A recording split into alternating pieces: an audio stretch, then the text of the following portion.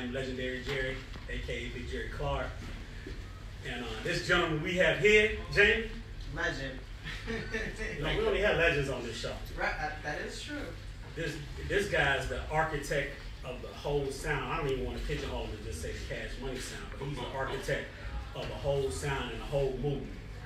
Everybody here live at the Swag Shop on Edgewood, y'all give it up for the true legend himself, Mr. Manny Fresh.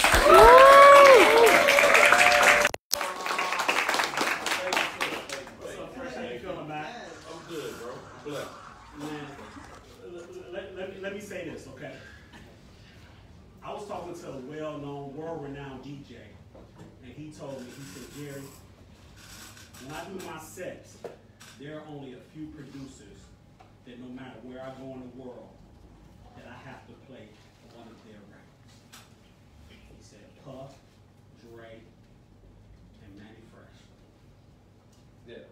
How the fuck does that feel, man? I mean, I'm talking about it's mission 20 accomplished. plus years later, man. Yeah, that means mission accomplished. You know, that's what you want. You know, in life to have something that sustains 20 years and it still come on and it still bring joy, still bring happiness, and it still make people go crazy. 20 plus years, yeah. Man. That's some longevity in this game. Yeah. Bro. That's a legacy right there. Yeah. When you first started off, when you hopped on that drum machine, did you envision it? Yeah. I already knew this was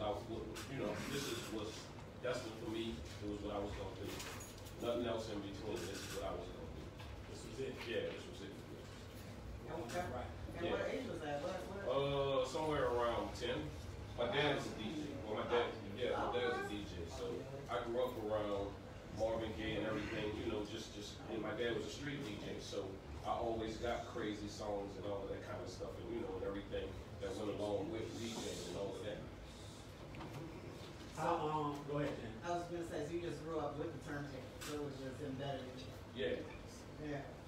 How influential? I noticed you give a lot of props. I saw some old interviews that you did, and you give a lot of props on the props. How instrumental was Steve?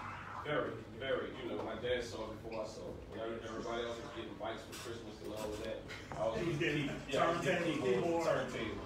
So, you know, my dad saw it before anybody. Dang. So, that's what's up. Yeah. How did we gonna jump right in, man, because you know it's so many questions. I know. So many. You know, one thing I always do when I'm interviewing legends like yourself, I'll be in the car driving and me and Joy, and I go, damn, I forgot to ask him this. It'll just be on my mind. So we're gonna try to cover as much as we can because I got so many like this. You know, but we want to jump right into music. So walk us through. How did you meet Baby Slim? How did that all come about?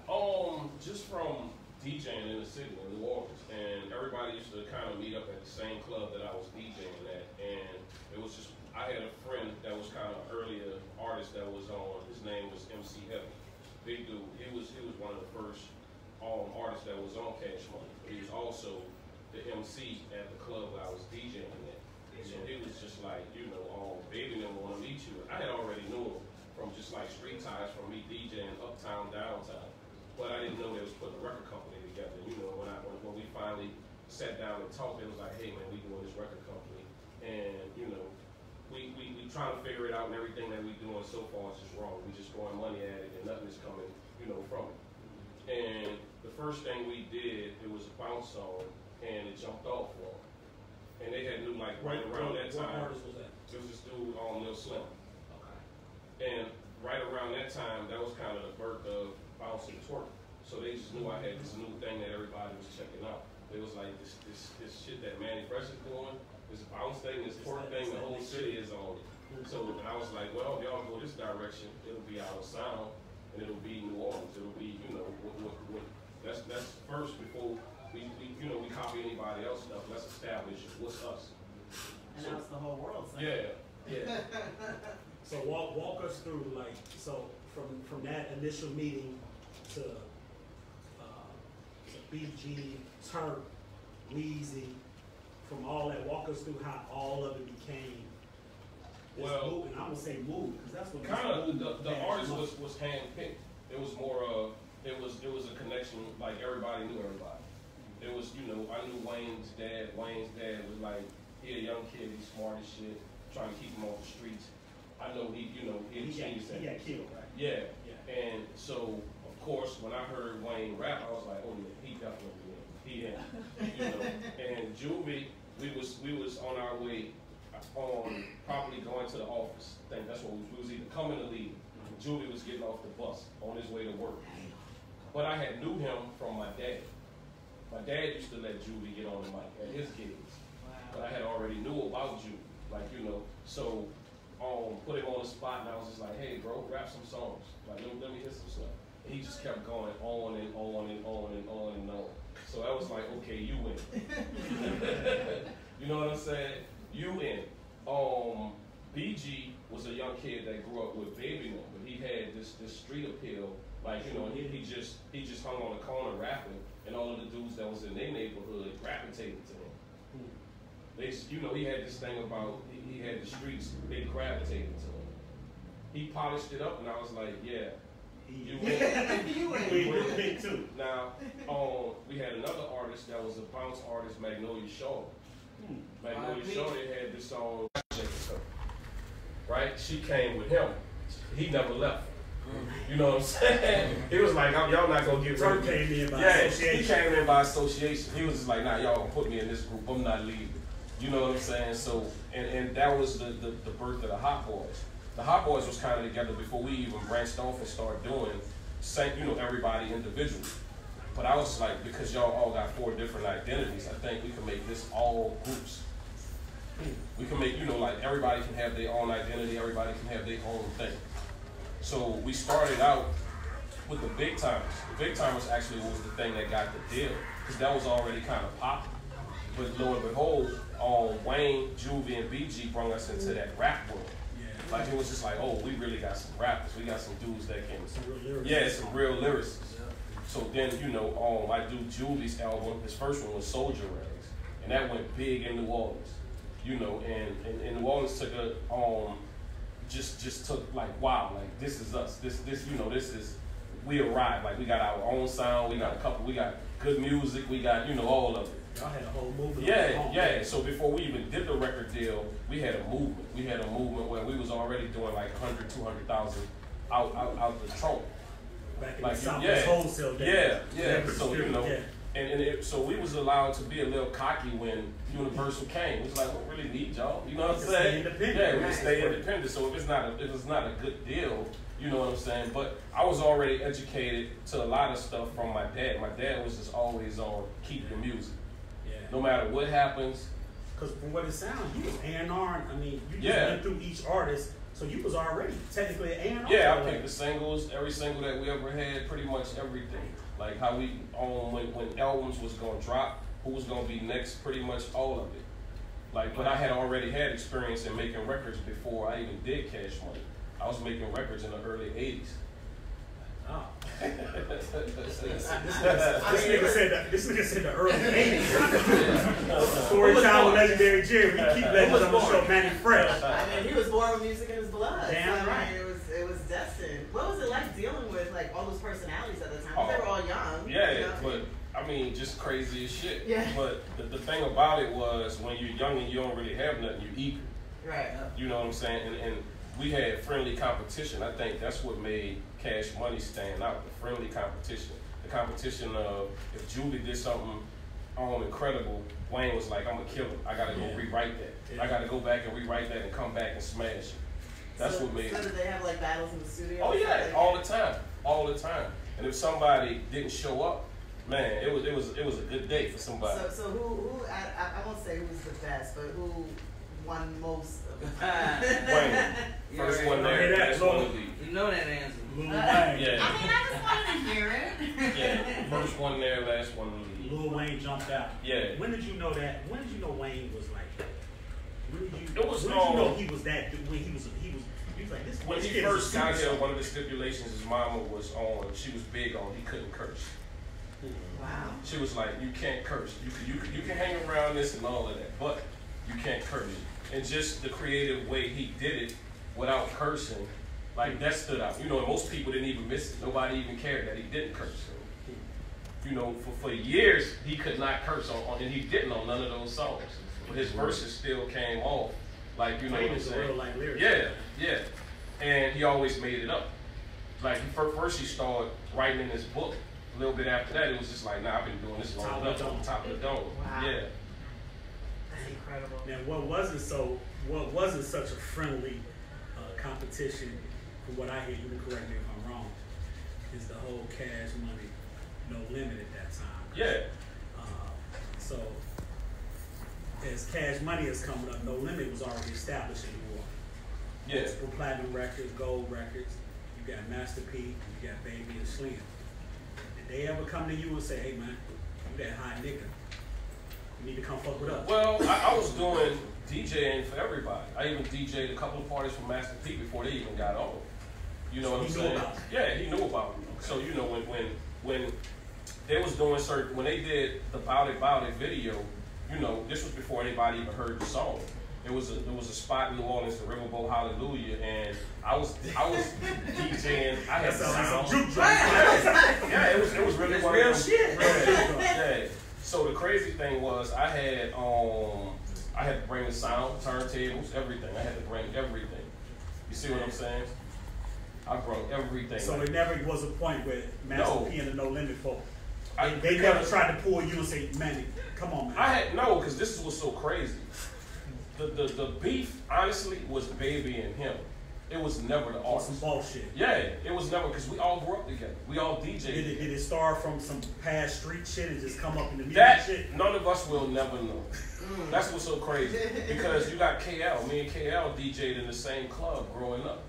Me and KLC grew up, you know, Mia X. Both the architects. Yeah. So it wasn't no beef with y'all. No, it wasn't with KLC. Yeah, Mia X was in our group before they grew. She grew up with us. You know what I'm saying? Mia X, before she even got on, she grew up in my neighborhood. Oh, word. So before Cash Money, Mia was with us. Mac was a kid, you know, he was probably like 9 years old when I did his album, his first album.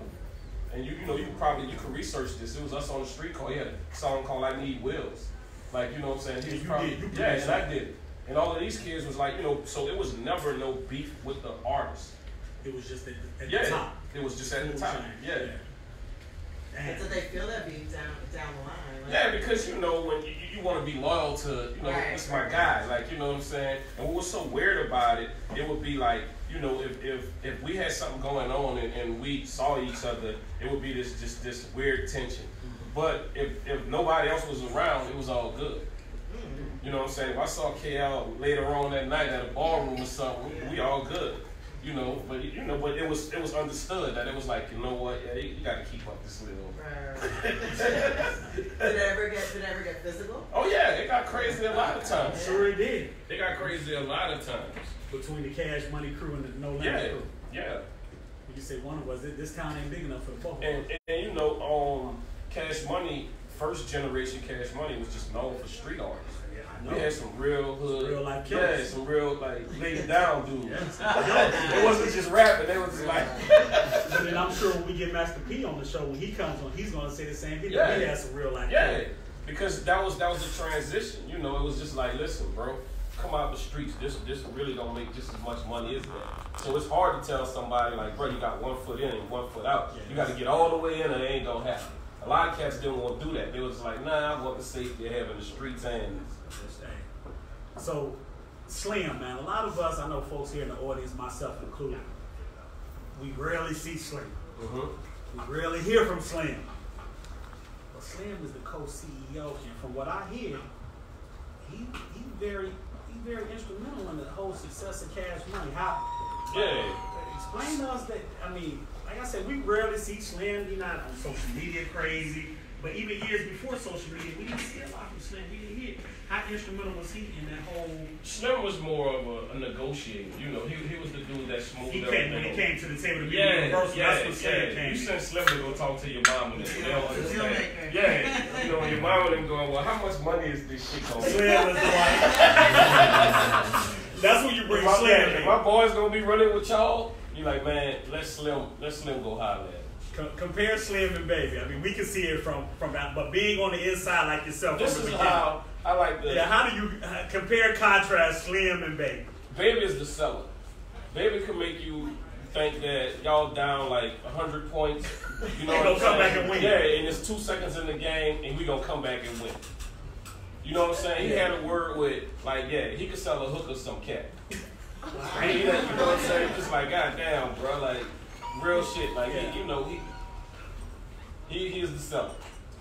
And with the mad personality, because I've been around Baby and I know Baby. Great personality, got the gift of gab. Yeah. And then you got Slim. A towering figure, gotta be damn near 6'9". Because you got some people who I've seen all of this before. Yeah. So you got to send Slim in there. Yeah. And they just like, yeah, bro, that don't work. All of that you talking about. So, Slim was the dude who, he was the closer on a lot of stuff when it became, okay, your parents ain't with that, that they ain't trying to hit it.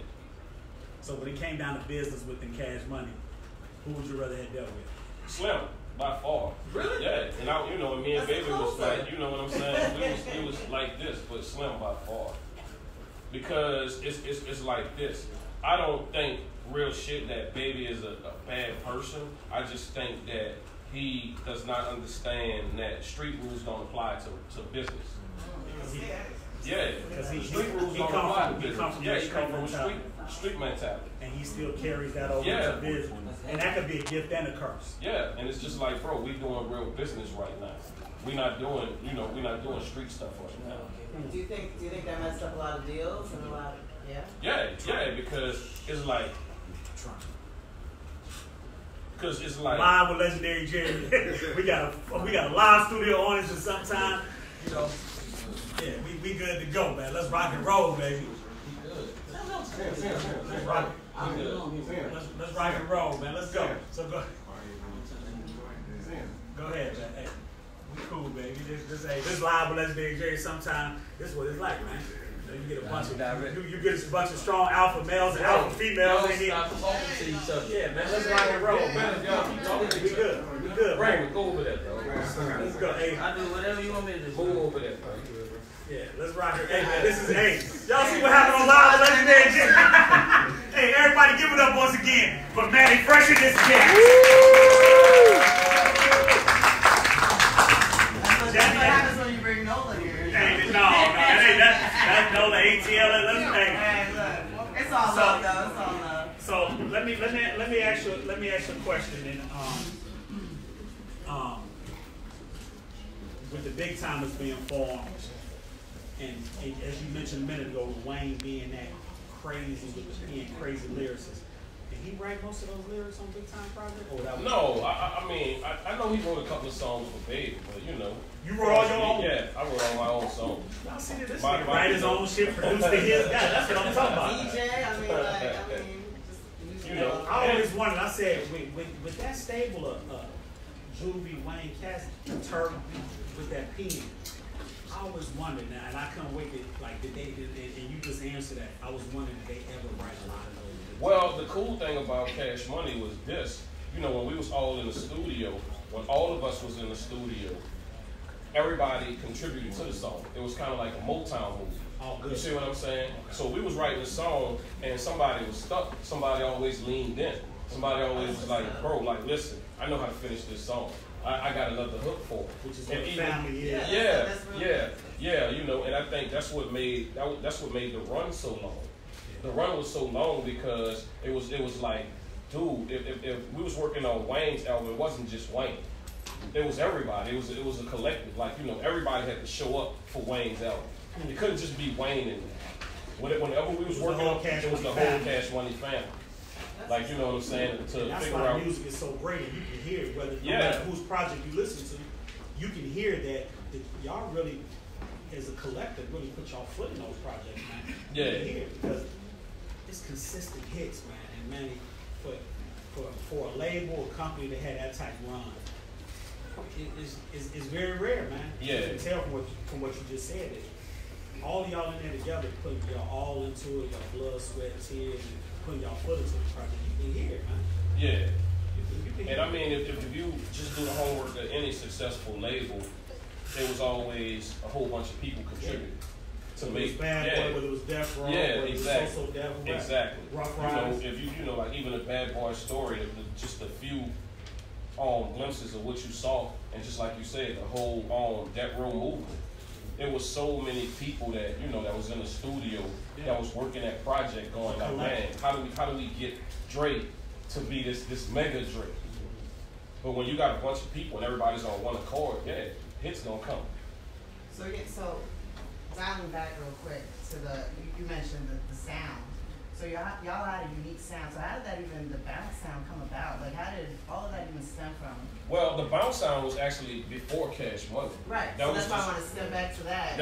So what happened was, it was this club that me and KL was DJing at. I was DJing there first, and what I started doing was, I had on SP12 and I had a Moog keyboard, and I started remixing songs like kind of my way. And I was just then it morphed into me making just my own beats. One of the beats was like a collab with this song Trigger Man and Brown Beat. Okay. And I used to just kind of let MCs rap to it or whatever, like just let them do their little thing or whatever. And this just caught on so much to whenever I DJ like on a Friday night, that was the only thing people wanted to hear. Right. It wasn't even about the records. It was at that point it was just like, dude, when you gonna do some bounce shit? Right. And the whole reason bounce, like we named it that because when when I would do it, the whole club would bounce. Right. Like, you know what I'm saying? It was like, dude, do that bounce shit that you do. Like, you know what I'm saying? So that was before all of it. But it morphed into this thing that now block parties and all of that was doing. Right. Different DJs was like, man, okay, I'm gonna take some of what he did and we're gonna represent our neighborhood. And then from that, little MCs and patches started growing. Like people start doing their own little funny little riddles and all of that. And really what bounce is kind of like the birth of hip hop, because it's more call and response than just a raw DJ doing something. Right. It's more of you rocking the party, you doing something that's just call response, and you know what I'm saying, and it's just the beginning of hip hop. That's what it feels But like. now it's morphed into this whole thing like it's worldwide. So like I mean even like colleges and the bands, like everybody's doing the bounce. Yeah. So like I know that has to feel like so surreal. Yeah, like, yeah. It's still going. Yeah. Like, Yeah. Years and years later. Yeah. Years and years later.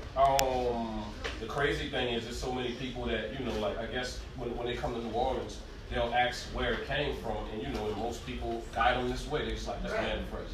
Yeah, I mean all day. Yeah. So yeah, it is one of, because you know, everything about hip hop sometimes it gets diluted. Like, you know, once mainstream touch it, you know, they'll say, oh, it definitely yeah, you know, if somebody make a song, they'll say they did. Like, you know what I'm saying? Once you get into the pop world, they'll be like, oh, such and such made twerk. And you just like, no, that's not where that came from. Well, let's run that up. Let's go down that twerk lane with Julie and, you know, the whole twerk word and yeah. Let's touch on that a little bit. Well, even most of them songs, a lot of people don't know that I did them. Nobody, you know, like getting ready, I did that.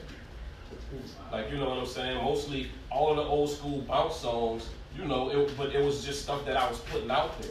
Right. I wasn't, because this was me being like, oh, I'm in love with, you know, doing this, and, you know, and all of this stuff was hitting the streets. And at the time, nobody thought that this was going to be something that, shit, 20 years later, they still jamming to this. I think that's some shit. Yeah. What you contributed to Cash Money, you know, you just mentioned from the early on, you was handpicking from beats to singles to the artists. Do you think you should have more ownership in the company? The most important thing was me owning my music. Owning the company, yeah, that would have been cool. Having a partnership in that, but at the end of the day, owning my music. Like, you know what I'm saying? As a sign of disrespect when you wasn't brought in, because you fucking very, very instrumental.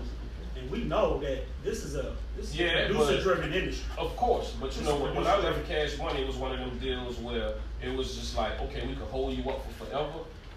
You can make a deal with us. My deal was, give me all of my music. Give me 100% of my music. That's why you left. Yeah, that's how I left. You know, and Baby and Slim, they had no problem. They said you could take. Yeah, because I don't think they foresaw that it was going to be a day like what's going on right now. That the world was going to be interested in using all of these songs. You know, and you know, because they was just like, oh shit, that's old. Nobody gonna want, you know what I'm saying? Boy. But not knowing it's coming back around. Yeah. When you heard Rick Ross, idols become rivals. Mm-hmm. And that verse in there, that part of the song, he mentioned your name. Yeah. Pretty much, Pay Manny Fresh. When you heard that record, what was your thoughts? Pay Manny Fresh. Shit. Exactly what he said. I agree with Pay Manny Fresh. Honestly, I heard the record before that. I was at Ross spot. Ross played it. He played it for me. And so did that cause any tension with you and Baby? No, not really, because that's like, hip hop has a lot of big brothers, and sometimes your big brother gonna give you something, you gotta take that medicine. Hey. And that was just one of them, like, hey, bro, like you gotta take that. So what he said in it, was it probably true? Were you still owe crazy amount of paper? Yeah, I'm more than sure I am. And for that to be your brother, with Baby and them to be your brother, how does that? Well, bro, it's just this. I wasn't raised that way. I still consider them brothers. Yeah. I've been through the angry stage and wanted to kill him and all of that. But at this point in my life, I'm positive energy right now. You know what I'm saying? And even I've had words with Baby several times where I'm like, bro, you want your kids to grow up like this, the way we grow up? Like my kids know your kids. Like that's our legacy. My kids supposed to hate your kids? Like, are you gonna stop this right now? Nah. It's beyond. I get it. I'm not gonna ever get the money. Like, you know what I'm saying? But we gotta stop this cycle. No, I don't think so.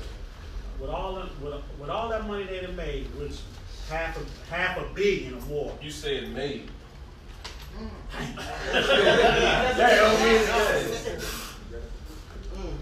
What's your relationship? Pay attention to what's going on right now. Pay attention to what's going on right now, bro. I don't wish nobody, but there's a lot of stuff going on with them right now. What's your relationship with them like? We good. The crazy thing about New Orleans is this. As much as we might fight amongst each other, if some shit jumped off, they come. Yeah. If some shit jumped off, all of that is off. All of that, all of that is, all of that's off. But it's gotta be disheartening it's gotta be disheartening to be like, look, man, this is my brother. We did great business, made crazy money. And, man, just give me my nigga. Just give me what I'm owed, man. Nothing more. Yeah. You don't think, bro, we done had that conversation 6 or 7 times. So now it's all we done sit down and even talked about doing albums together and all of that. Well, so it ain't no chance for no big timers reunion, is what you're saying. I mean, I gotta get mine first. Anybody here? Everybody here? So it's a possibility. It's a possibility. You get yours, then it's gonna be a me and a Jewish lawyer gotta show up. I'm just saying he gonna go for it. So at the height of the cash money, when y'all was making money on top of money, that shit coming in quick down the motherfucker, man. What did you go splurge on? What did you just go? What was the first few things when that bread was coming in? I ain't seen you in no videos with the diamond and crusted teeth and all that shit. I bought a house. My parents wasn't having that shit. That ain't splurging. I bought a house. The first big purchase I did was I bought my house. What did you splurge on? Oh, I bought cars, of course. Oh, that was splurging, but my parents wasn't having that shit. Like they wasn't, they was just like, listen, dude, they wasn't having it. No way, no how. They was just like, before anything, this is what your purchase is going to be. So it wasn't no. Yeah, I had to own something before I could buy something. See, that's what I'm talking about. Say that again. Yeah, I had to own something before. They was like, you can do all of that shit after this, but you're gonna do this. Like, you know what I'm saying? And I think I get it. All of us not raised that way or whatever, but I thank God for my parents being that way. Yeah. Because I'm not where I want to be, but I'm good. And that's what's so dope is because we hear a lot of stories about people don't own their music. People piss off their money on jewelry and fishes and all that type of shit. But here you are, you own your music, and you bought a house. Like that's not like right off the bat. That's not normal. Hey, not a nigga all over the world DJ. So when all of the legal stuff happened with DG, with DG and Turk, Turk was gone for about 9 years. Yeah. DG, he's still in jail. Still in jail right now. What do you what's your relationship like? First of all, let's start with Turk. What's your relationship like with Turk? We good. I mean, Turk freaks out on the internet because everybody knows he has these spazzes. Yeah. But he starting to understand that he is a grown ass man. Yeah. And it's just like nobody don't owe you nothing, dude. And especially coming home after 9 years, and it's just like I got a family just like you got a family. I'm gonna take care of mine before I take care of yours. Yeah. What about BG? You put money on his books? Yeah. Okay. Man, I see Doogie Mom and everything. We all good. Okay. Everybody's, you know what I'm saying? It's 100. Okay. But I mean, if I knew BG was getting out of jail tomorrow, I would catch him and try to stop him from making the same mistakes he made. Like just to say like, hey, bro, let's go straight to the studio. To keep you from around the wrong elements and give you a fair shot at what you're supposed to do. Yeah. Now you read in the media, it's some contradictory things in the media as far as him and Baby's relationship. You might see something to say, Baby, don't look out for him, you know he's in prison. And then there's some other stuff to say. So if he was to get out right now. Well, at this point, I look at it like this. You know, when you reach a certain age limit or whatever it is, nobody ain't supposed to look out for you. You got to own up to what you've done. What about what you owe, though, man? What you you're right, but that's two different things. That's two different things. What I'm saying is, if that's what's going on with you, stop being buddy and get you a lawyer and lawyer up. Yeah. I ain't gonna talk about what you owe me no more. I'm going to like real talk. Like this is what's gonna happen. Get me an attorney. Yeah, I'm gonna get me an attorney. Right. Yeah. We could talk over dinner, and I'm gonna tell you that. Oh, by the way, my attorney's gonna call you tomorrow. The salad is great. Yeah.